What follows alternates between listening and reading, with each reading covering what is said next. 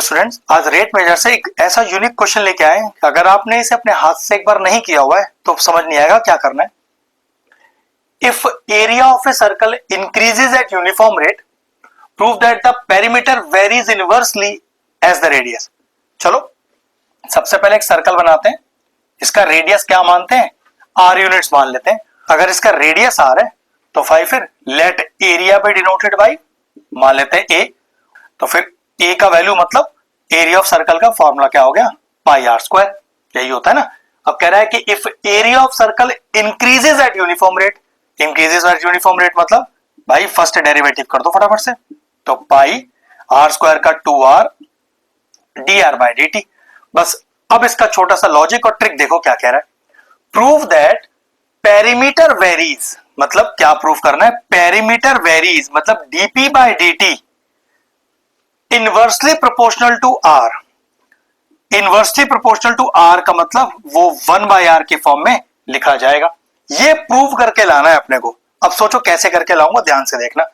सबसे पहले let da by D t is equal to constant k. देखो धीरे धीरे स्टेप लिख रहा हूं, ध्यान से देखना।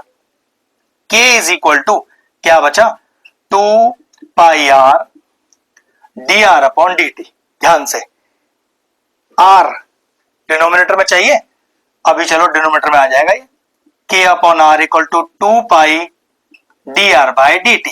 कोई दिक्कत तो नहीं है। अगला स्टेप देखो, K upon R is equal to, इस D R by D T को देखो मैंने कैसे लिखा, डी बाई डी टी और क्या रह गया 2 पाई और ये वाला आर, 2 पाई आर।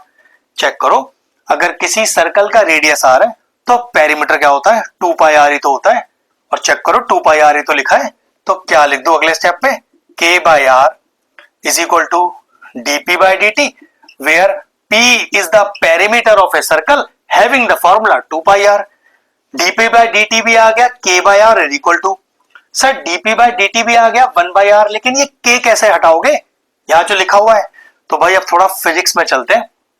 अगर फिजिक्स में कोई प्रोपोर्शनैलिटी सिंबल हो तो उस प्रोपोर्शनैलिटी सिंबल को हटाने के लिए हम इक्वल टू लगाते हैं और साथ में एक कांस्टेंट लगाते हैं। सोचो ये वही कांस्टेंट है और ये वही इक्वल टू है। सोचो रिवर्स लेके आओ तो क्या लिखोगे इसे, dp by D t equal to हटाया, इनवर्स लगाया, कांस्टेंट भी हटाया और लिख दिया। ये लीजिए, आओ इसको फिर से समझते हैं। सोचो इसको मैं क्या लिख सकता हूं, अगर लिखा होता dp by d c inversely proportional to r और मुझे यहां से एक प्रोपोर्शनलिटी साइन हटाना होता तो मैं क्या लिखता, मैं यही तो लिखता, इज इक्वल टू एक कांस्टेंट को इंट्रोड्यूस करता और हर चीज अपने जगह पर। चेक करो बिल्कुल सेम ही तो लिखा हुआ है, बस मैंने क्या किया, इक्वल टू हटाकर कांस्टेंट हटा दिया और एक प्रोपोर्शनलिटी सिंबल लगा दिया। क्योंकि डिनोमिनेटर में आर है तो ये प्रोपोर्शनलिटी सिंबल इनवर्स प्रोपोर्शनल हो गया। यही मुझे प्रूफ करना था। देखो शुरू मैंने आपको बताया था, प्रूव हो गया। एक बहुत ही यूनिक क्वेश्चन है। यहां पर ये जो मैंने किया है थोड़ा फिजिक्स का पार्ट है। साइंस वाले बच्चों के लिए थोड़ा आसान चीज है, कॉमर्स वालों और आर्ट्स वालों के लिए थोड़ा ध्यान रखने वाली चीज है कि बेटा जब आप किसी प्रोपोर्शनलिटी सिंबल को हटाते हैं तो इक्वल टू लगाते हैं और कांस्टेंट को इंट्रोड्यूस करते हैं। मैंने जस्ट उसका रिवर्स किया, मैंने इक्वल टू हटा के एक कांस्टेंट हटा दिया और एक प्रोपोर्शनलिटी साइन जिसको इनवर्सली प्रोपोर्शनल बोला जाएगा क्योंकि आर डिनोमिनेटर में, ये आर अगर न्यूमिनेटर में होता तो इसी प्रोपोर्शनलिटी सिंबल को डायरेक्टली प्रोपोर्शनल बोला जाता। ये थोड़ी चीजें बेटा आपको याद रखनी पड़ेंगी। साइंस के लिए तो बहुत कॉमन सी चीज है, लेकिन आर्ट्स और कॉमर्स को थोड़ा याद रखने वाला पार्ट है। बस प्रूव हो गया, बस यही हमारा फाइनल आंसर था, क्वेश्चन फिनिश हुआ। अगर इस तरह के और इंटरेस्टिंग वीडियोस देखना चाहते हैं तो चैनल की प्लेलिस्ट में जाएं, वहां रेट मेजर की एक सेपरेट प्लेलिस्ट बनी हुई है। प्लेलिस्ट में एंड स्क्रीन में भी डाल दूंगा और सारे इंपॉर्टेंट चैप्टर्स की प्लेलिस्ट के साथ जाकर उन्हें भी चेक कर लीजिएगा।